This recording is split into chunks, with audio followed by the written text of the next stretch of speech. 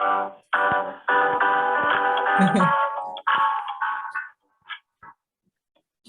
everyone, and welcome to Disability Dish, the UML Perspective, Episode 3. My name is Janelle Diaz.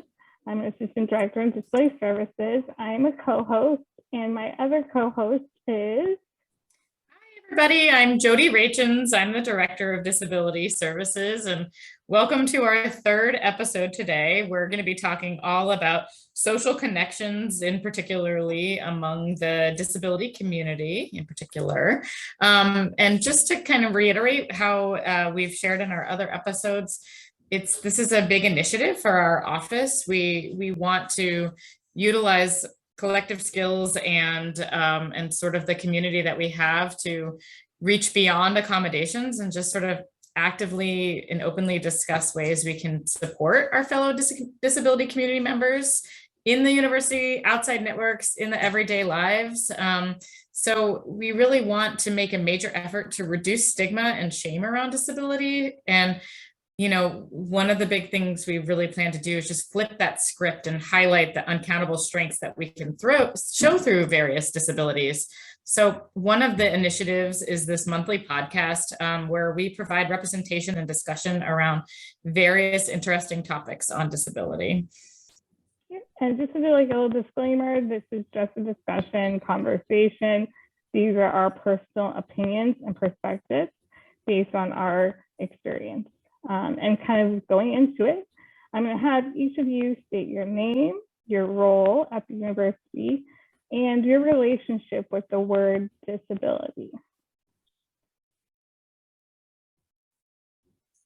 And anyone can go first. So I'll start. Hi, everybody. My name is Mike Kennedy. I work in student activities and leadership here at UMass Lowell. I use he, him pronouns. And my relationship with the word disability is, so I grew up with a 504 and went to college and did not use offices such as Janelle and Jodi and struggled. And really, it was difficult for me to find my way with dyslexia in college reading. And luckily, I kind of took my pride into, and went and said, no, I need help. I can do this with the right measures, and was able to do that. And due to that, I made sure that I've always wanted to work with individuals that may have had, any type of accommodation needs when I was in residence life and or now in student activities, and served in a student affairs professional as a knowledge community chair for students with disabilities as well. So this is near and dear to my heart. I thank you for having me here, and I look forward to a good conversation. Thanks, Mike. Hi, I'm Ashleigh Hillier, and I'm a professor in the psychology department. My relationship with the word disability really comes not so much through personal experience, but through my research work and the service work that I do at university. So I'm the co-director for our Center for Autism Research and Education here at UMass Lowell. I also am the director for the interdisciplinary minor in disability studies, and my research focuses on adolescents and young adults with autism, especially around success in college and transitioning from high school to college, and employment, independence, financial literacy, and sexuality and gender identity, experiences with the healthcare system, and issues around independence and adulthood. So thank you for inviting me. I'm really excited to be part of this conversation as well. So thank you. Thanks, Ashleigh. Hi, I'm Gihan Semine. I am an MBA candidate here at UML, and I have a concentration in finance, hopefully by December 2022. And my relationship with a disability is also through a personal experience, but also that I believe that it is my superpower. So that's really my main relationship with it. Nice. Yeah. Love this positive spin. Awesome.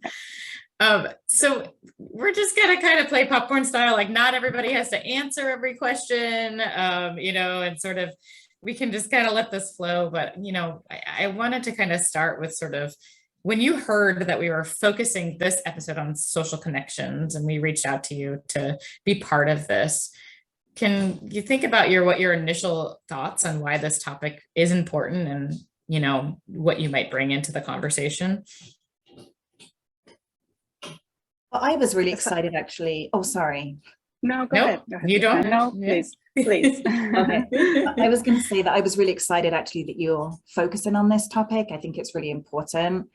As I mentioned, I work with a lot of people on the autism spectrum, and they in particular can have difficulty making connections with other people, forming and maintaining friendships. They might experience isolation and loneliness. Of course, it's different for everybody. Everyone has their own unique experiences and their own unique situation. But with the young adults I work with, this comes up as a topic of concern for them a lot. So I'm really happy to see this be addressed. And I think, yeah, I'll leave it there.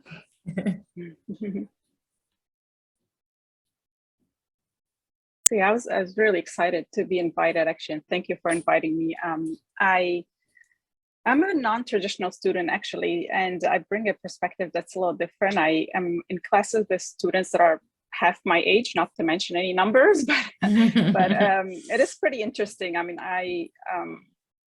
my undergraduate was, I completed about more than 20 years ago, but I feel like the social connections are always important, no matter where in life you are. And I feel like this is a very important topic, especially for someone who has a disability. It is, it makes it sometimes multifold difficult to make those connections. So I feel like this is it's a very important topic because it's something very important that we all need to work on.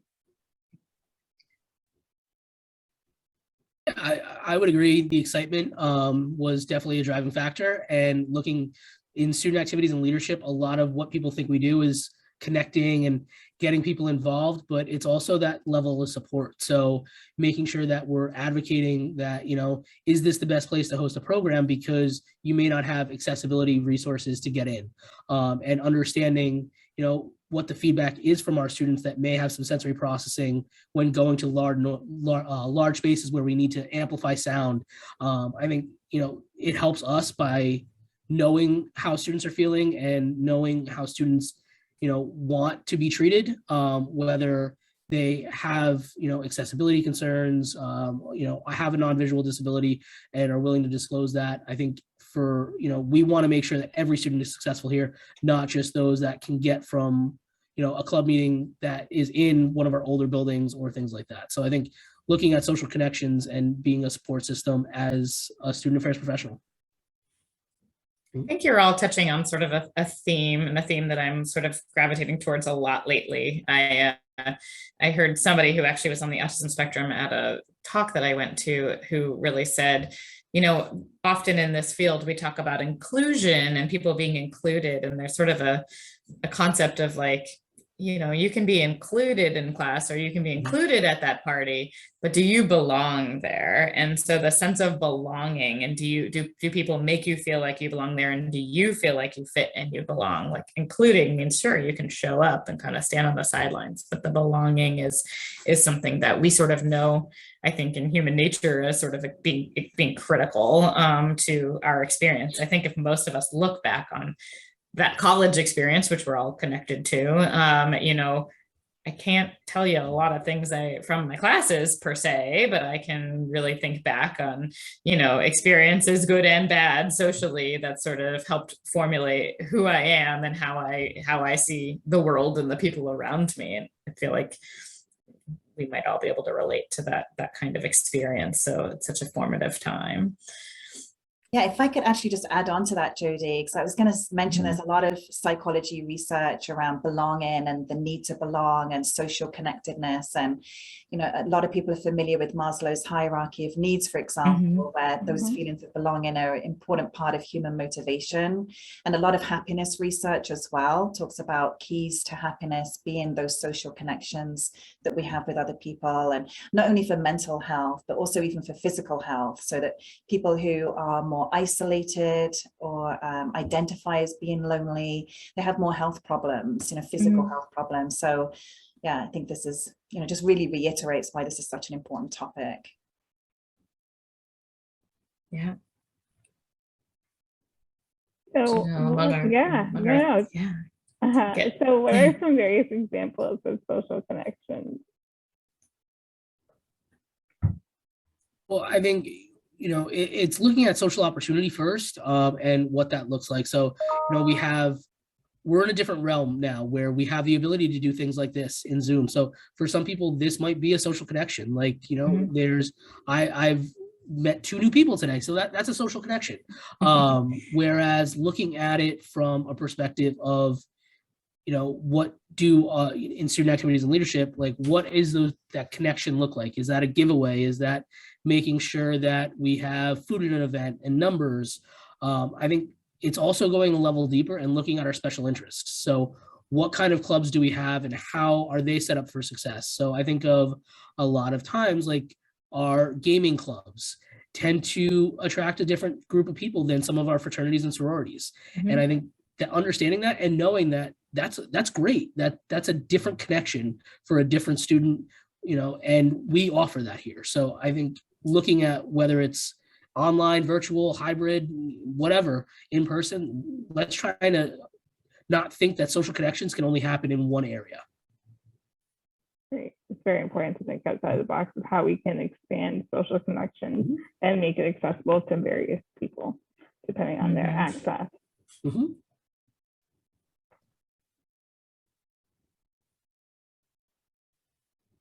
I think some people, we have peer connections, we have sort of professional / academic connections, we have romantic connections, we have family connections, we have kind of all these different areas that, provide meaning to us in different ways. And, for some students that maybe have a really tight major and they have really tracked their classes together, like they can really get to know each other and see each other through classes. And for others, where it's really transient, or I don't know, maybe Gihan can speak to this, like in the graduate program, it's really transient and you may not get to know people in the same way. And so looking at what are the other ways that you can get to know people and meet people.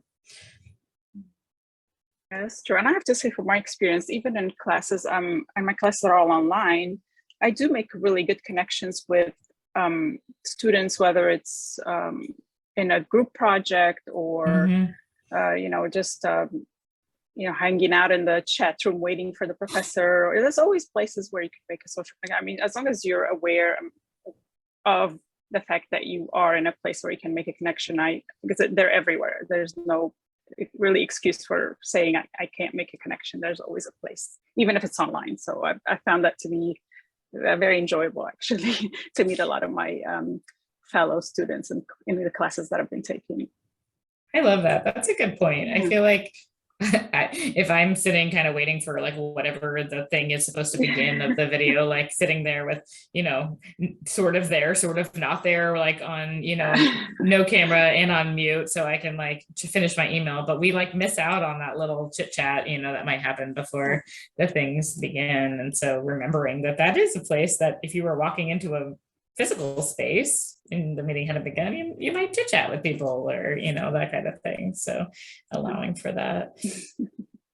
Kind of just like going off of that, like what do you all think would lead someone to not make that first move to access that social connection, right? Like, are there barriers in place in terms of like, why would I not do that? I think if you don't feel like you're in a safe space, or you don't feel like you're on a level playing field with other people that are there, or you don't feel like I don't know, certain, if you feel like you're not being respected, or you just don't have, you're not in a safe situation, you don't feel like you can be yourself. Yeah, and to add on there, I think it's also our perspective on whether I can make that connection, or especially having disability or having challenges. It makes it so much more difficult to get over our own perspective of how to make that connection. I feel like this is the biggest hurdle that really comes in my way sometimes, thinking, oh, why should I even try, right? But it's always how to have a positive attitude and think, okay, just having this courage to put oneself out there and just making that connection. I think it pays off eventually. Just have to keep trying. Yeah, definitely. And I even like saying too, like the aspect of feeling vulnerable and feeling discomfort and feeling vulnerable. And then even there, back to what you said, Ashleigh, in terms of feeling safe and feeling respected and feeling like, okay, I can do this. This is a safe environment for me to feel like I can contribute, I can make a social connection. You know, I think for me, I've reflected a little bit in how we all were forced into sort of an isolation throughout this past couple of years. And for me, really looking at myself in a way that I went to the University of Maryland, College Park, and I sought out an enormous school. And, you know, I came from a high school that was small and I felt like everybody was in each other's business. So I sought out this like sort of large, giant place. And I really loved it there, but you had to work really hard to get to know your people, you know, and you had to really kind of figure that out. And, you know, I would have considered myself an extrovert, but as an adult, I actually find myself more as an introvert and realizing that for me, it's more fewer, stronger connections for me that matter to me than sort of many more that are a little bit looser and less, you know, less in a trusting space and, you know, less easy to maintain.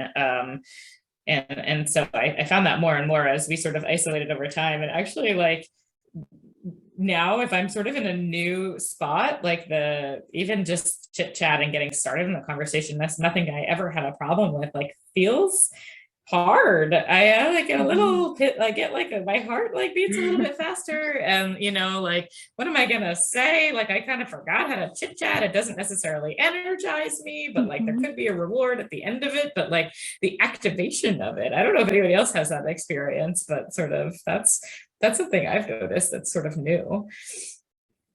Yeah, I agree with you. I think it definitely has to do with the pandemic, and it's something we have to practice almost over again, right? I feel like we lost, at least as personally, I feel like I lost that skill along, you know, in the pandemic, and it's kind of learning it all over again, kind of like you said. So it is definitely it's something that I have to be mindful of, that I just have to keep practicing, and it's going to get better again. So. Saturday Night Live had a sketch like at one point in time where people were at like a holiday party or something for the first time after sort of coming out of quarantine, and their questions for each other was like, which vaccine did you get? Like they just like didn't know how to actually like say anything else to each other. And so that like startup version of conversation is, you know, that's a tough one. And for people in Ashleigh's vein, like that has been a difficult area all along. And now we're all getting a little bit more of a taste of what that might feel like, or other people who experience other, you know, anxiety, shyness, and that kind of stuff. And kind of going off of that a little bit too, in terms of your last point, I see it goes back to like reward versus risk, right? And how much you value that connection, or are kind of wanting that connection. And if you have access, so I'm thinking of all the barriers that could come into play in terms of even having access to a social connection. Yeah, I think that's a really important point, because there's a lot of individual variation on how much time some people need or want to spend with other people, and how much time they need or want to spend on their own. So, you know, that's going to look different for different people. Sort of linking in with what you were saying about being introverted and extroverted, Jodi, that, you know, we're all somewhere on a continuum of need to interact with people, or at what point we become overwhelmed interacting with other people, and how that looks different for different people. So I think that's a really great point, Janelle. And I also think it's the transition of that idea of you know, we've touched on anxiety as well, like looking at what, now there's a whole nother layer to it. You know, you've been able to kind of isolate and do things on your own for so long, and now are you being forced back into group settings? Like, is it something that you don't want to do, but we now have to learn how to, you know, besides going to the supermarket, there's other things that we need to do. And I think that's one of the things that for me was very difficult coming out of the pandemic, because life didn't stop, so I tend to be a very extroverted person naturally, but I also have a new baby at home. So like that changed how things happen. Like I couldn't just go out when this all opened back up, and was very cautious and worried about coming to work with college age students. And maybe they were worried about coming to a 35-year-old's office. Like, those things happen. It's just, it's one of those things that I never had that feeling of fear in a space. And, until this happened. And if that's how people feel regularly when, in social settings, or going to take a test, or just day to day, like it's, wow, like I give you so much credit for being able to learn to possibly manage that. Yeah, that's a great point. So to kind of move this, and we've touched on it, but to kind of move this into even more looking really at the disability community, and one topic that sort of keeps coming up in the podcast is sort of, we talk about overall disabilities, but we also have visible disabilities versus invisible disabilities. And visible may not be actually visible, but just more obvious, we can say, whether they're visible in the way somebody just behaves, or the way somebody looks, versus like the invisible hidden stuff. And I think it would be interesting to hear kind of, again, nobody's expected to be experts except for Ashleigh. She is actually technically an expert. No, just kind of what people's thoughts are, and sort of what that might lead to as extra barriers, and others making connections with them, or them making connections with others.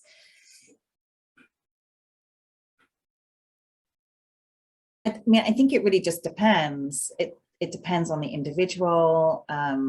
It depends on people around them. I think perhaps, I think there would be differences. I guess if we're speaking generally, I think there would be differences for people who have a disability that we might consider invisible versus a visible disability.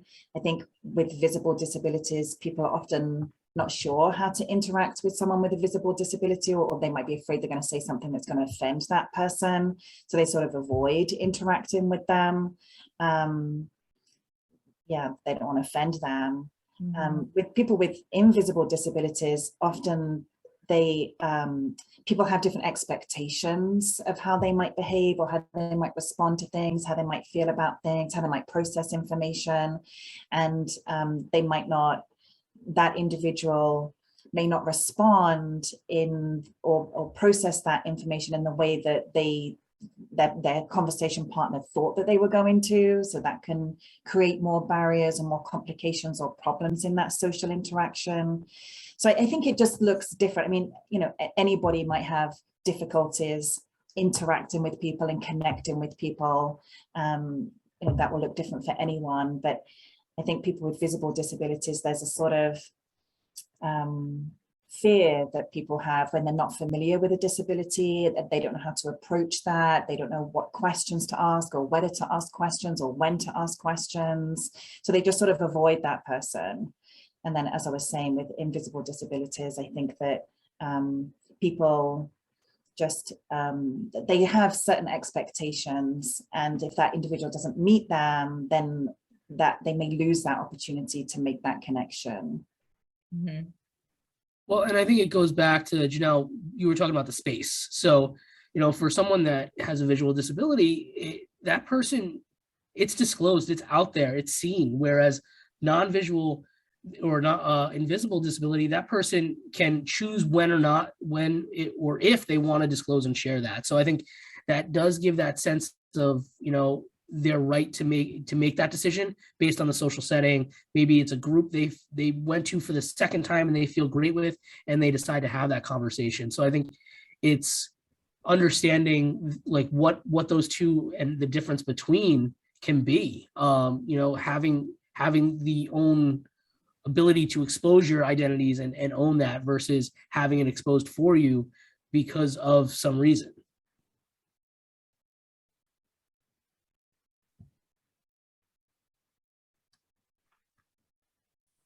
like trying to think, and I'm like, as a person, like right with a physical disability, I feel like you said, like it's out there, it's seen, and I sometimes feel like I have to work like 10 times harder to create social connections or to kind of like prove myself or to also kind of eliminate those preconceived notions. And maybe like that's in my mind, right? Because I don't really know what someone else is thinking unless they're verbalizing that to me. But that is constantly in like the back of my mind. It's like, okay, you can do this, like, should you can do this, should you can do that. And then I'm like, well, does that also limit my connections? And I'm so focused on kind of breaking down these preconceived notions that I'm so focused on that I'm not focused on creating the social connection. And I think looking at, a place where, so one of the things I like to do is I like to go get a cup of coffee, and it's thinking about like in the fall, we had a student in our office who was a person that was in a wheelchair, and, that wasn't something that we could do because that was a very different trip for them versus me. And it's not a quick walk over the bridge thing for them. It takes time, and it's understanding like, well, how do we make sure that like, we're not excluding that individual and we're giving them the choice to make that for themselves if they want to come or not? Or do we just look at where we are and maybe somebody makes the coffee run and then we sit outside in front of my offices in University Crossing. So we sit outside at University Crossing around a table that, someone can wheel their chair right under and be a part of that conversation, and looking that little step probably let that human feel a little bit more included in the group.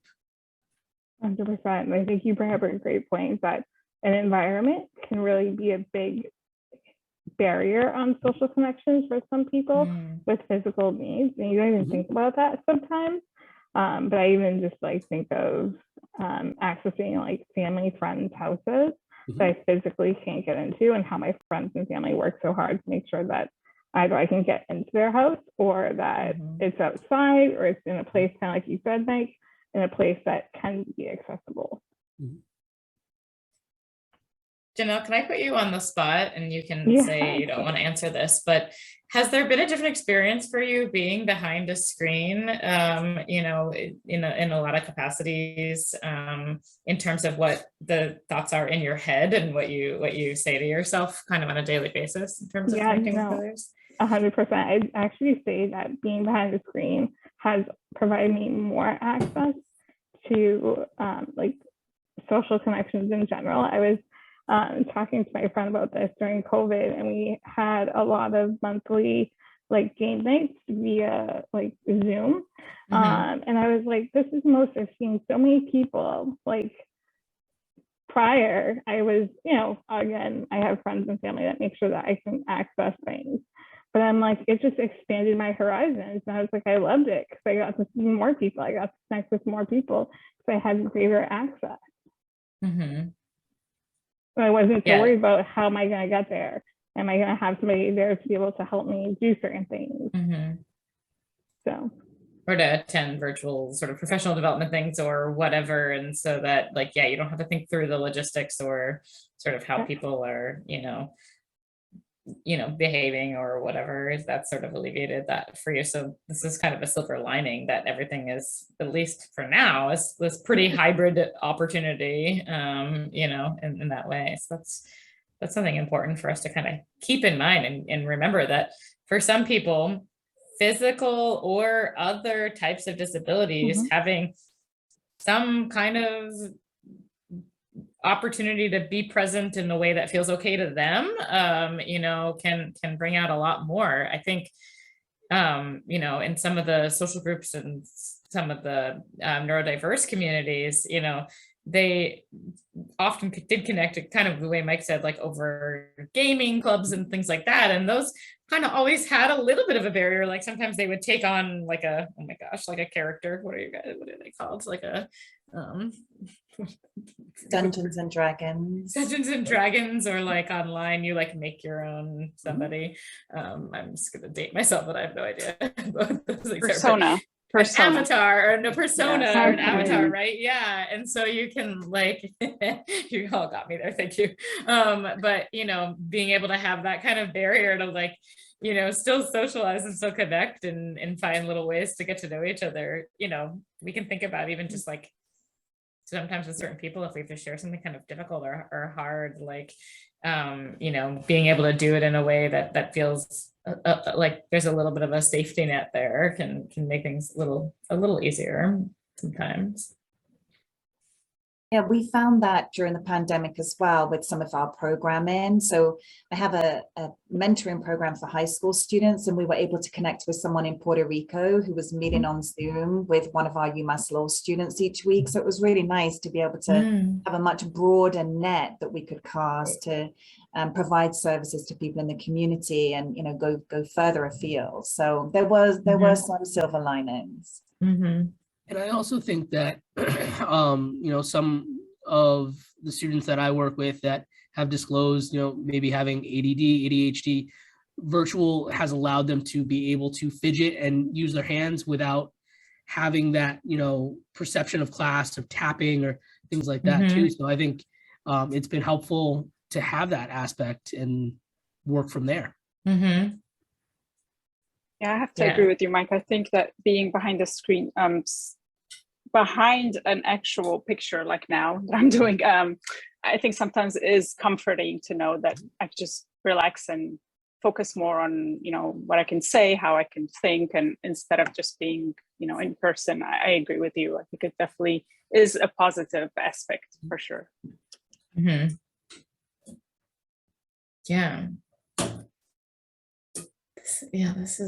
It's definitely interesting to make sure that we continue to have various options for people to connect in ways that they're comfortable. But then there's also sort of the flip side of how do we push ourselves out of a comfort zone, whether it's, I think Ashleigh, you said it, especially like with a visible disability of some sort, like people may be afraid to say the wrong thing or do the wrong thing, and so they maybe don't approach, you know, and so I feel like that's a conversation that we're often having in our office, and like I'll be training faculty or something, and they'll be asking like, well, what do I say? And I say like, it's okay to actually say it. Just because that person has a disability doesn't mean that they're not doing something that needs to be addressed, you know, and so people get kind of nervous in terms of either there's a heightened sensitivity or they, you know, are making a judgment or, like Janelle said, a preconceived notion. And so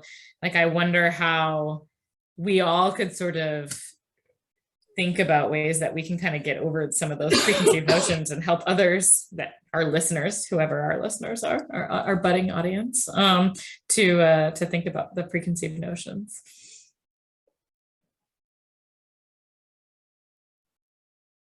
I think that some of the research in the area talks about familiarity. So the more familiar people are with a particular disability, like they have a family member, a friend, I don't know, somebody they know, then they have a much more open attitude and much more open-minded and accepting and willing to interact with someone with a disability. So a lot of it comes down to that, which is why it's so important that, you know, children with disability are mainstreamed in the classroom as much as possible, and so that people are more familiar, they understand different disabilities better and don't have that same sort of fear or anxiety. I agree. I think exposure is huge to provide further understanding, right? Because I think personally, like I wouldn't understand someone unless I'm in their shoes or unless I have someone close to me that is going through a particular experience. So I definitely agree that I think exposure is a big part of it. And there is, go ahead, Mike.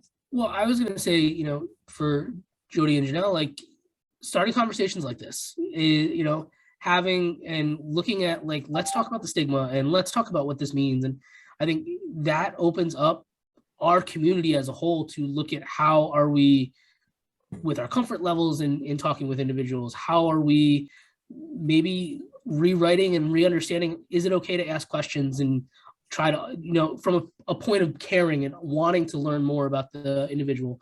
I think that's where this, for the two of you starting this and having this, it really brings this to light and allows us to learn more as educators and students.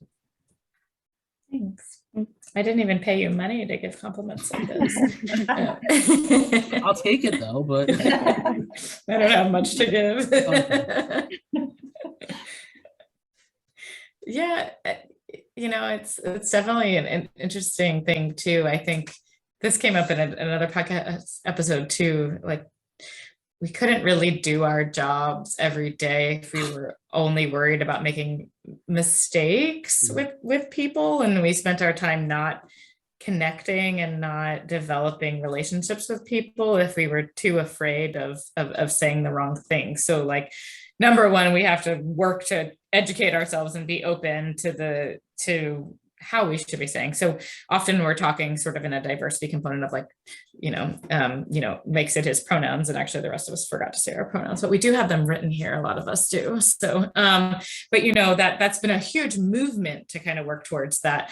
And there's a lot in the Disability Society of sort of, does somebody want to be the person with the disability, so person first, or do they really want to identify, that a lot of people in the deaf community want to identify as deaf with a capital D, and that's really important to them, and so we're like, well, I don't know how to classify, what to label you, and so, getting used to sort of, we might ask now, like, what are your pronouns, as sort of an open, sort of universal thing, but also sort of like, how do you describe yourself, or something like that, in a way that, and if we make mistakes, I firmly believe that, in making mistakes, it's actually deepens a connection in a relationship. Making the repair goes a really long way and goes further if you can own up to it and use it as a moving forward, growing and learning opportunity. So for me, I try not to be too afraid of making mistakes while being conscientious at the same time, but really owning and trying to just, like, check in if I feel like I made something that was a blunder or something, and make that repair, because I know I respect people so much when they make the repair and own that we're all learning and all human.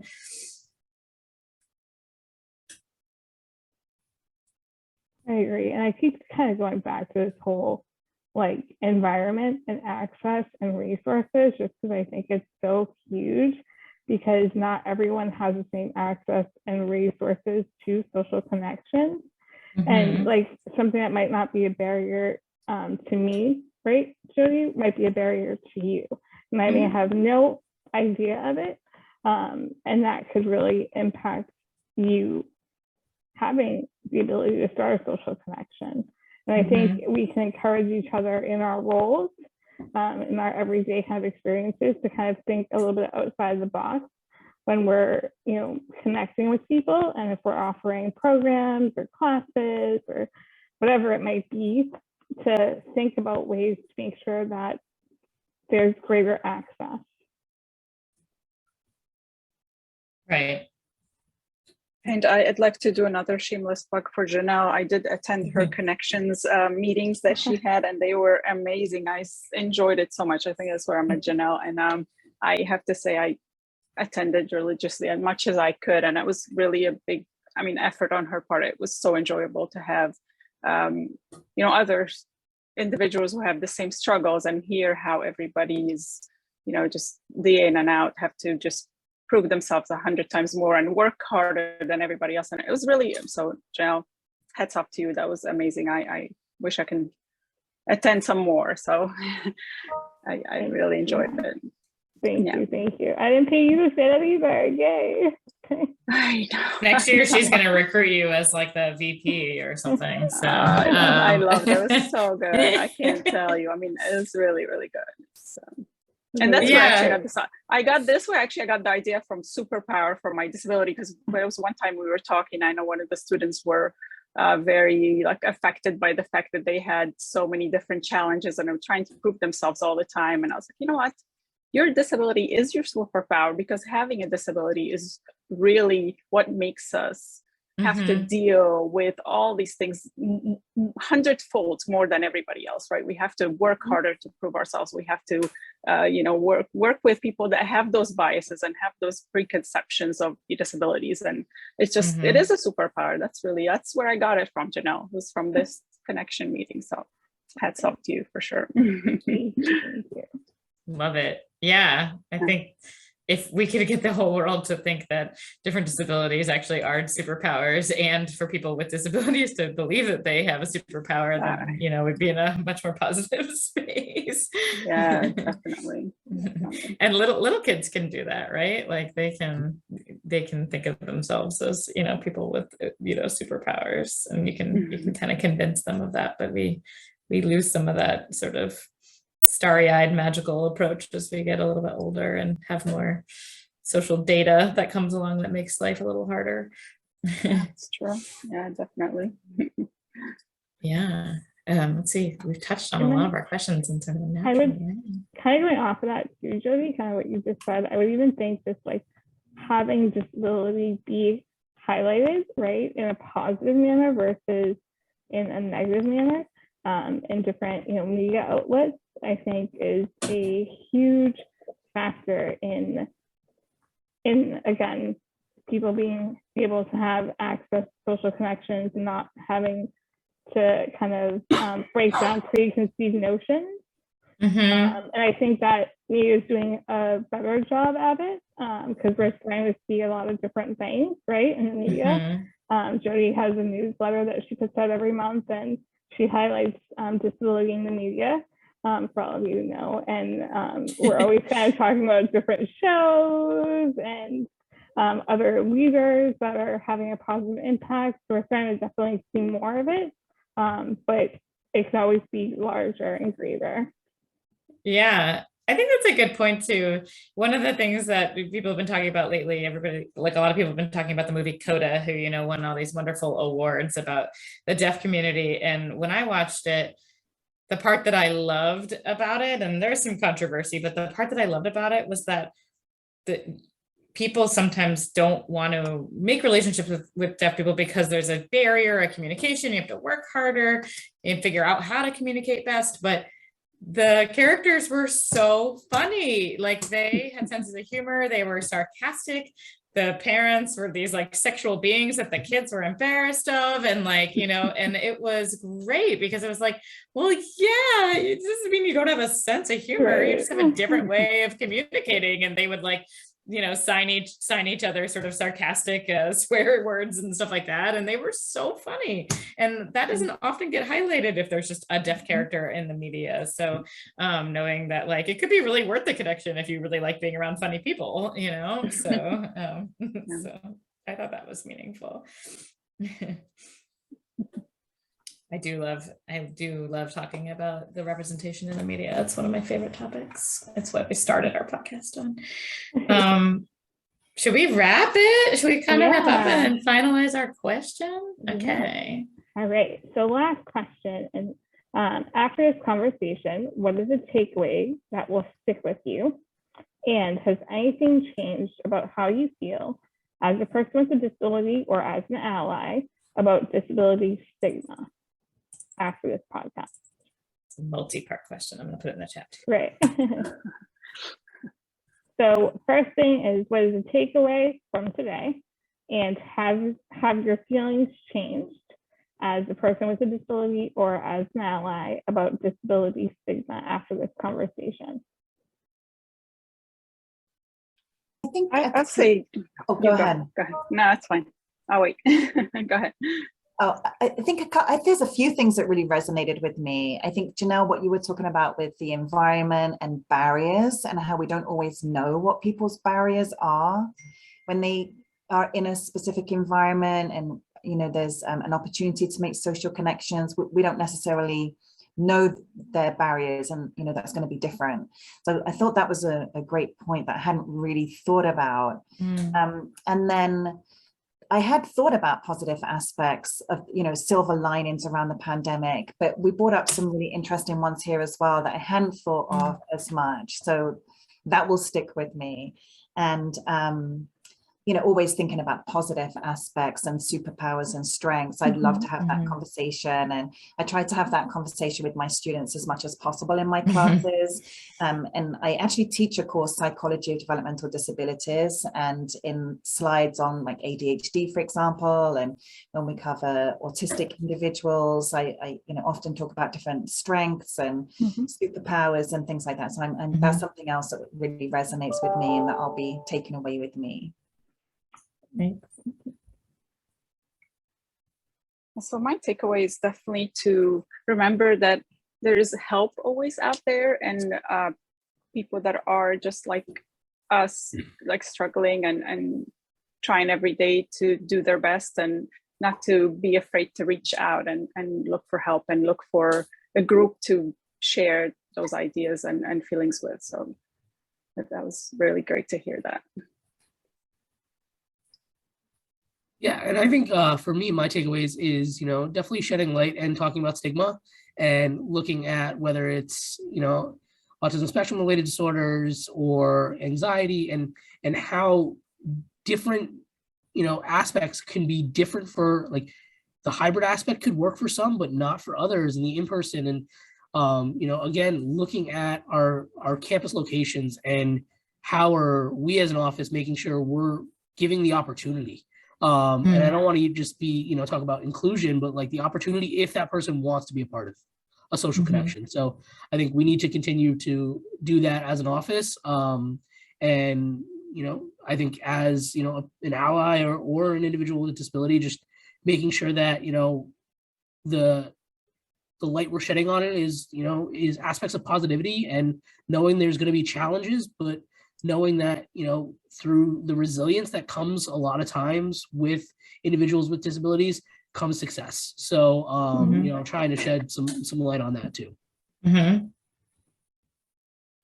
do you have a takeaway? Sometimes I skip I would say my takeaway definitely was more so even for myself, thinking about disability in a positive aspect versus a negative one. And then in terms of any feelings changing about stigma, just being able to have this awesome conversation with all of you who are all leaders or allies in general was very uplifting. So thank you. Yeah, this was a wonderful conversation, and we're such a scattered group of people that are coming from so many different areas. And I love, this is something that I'm loving about these conversations, is that we're bringing strangers together, but there's like a lot of meaning that comes out of it. So I appreciate it. And yeah, the superhero stuff is going to stick with me. And you know, it circles back every once in a while. I remember that it's something that I really want to put into my vernacular of sort of like the superpower, the superhero stuff, because I often do say, like, it's so important to me to help people understand that, you know, accommodations or having a disability, it should be, you know, a strength, and seeking help and support and utilizing resources is actually using strengths. And something Mike said in the very beginning is like, you know, he struggled because he didn't think that utilizing resources and supports were actually something that made him stronger.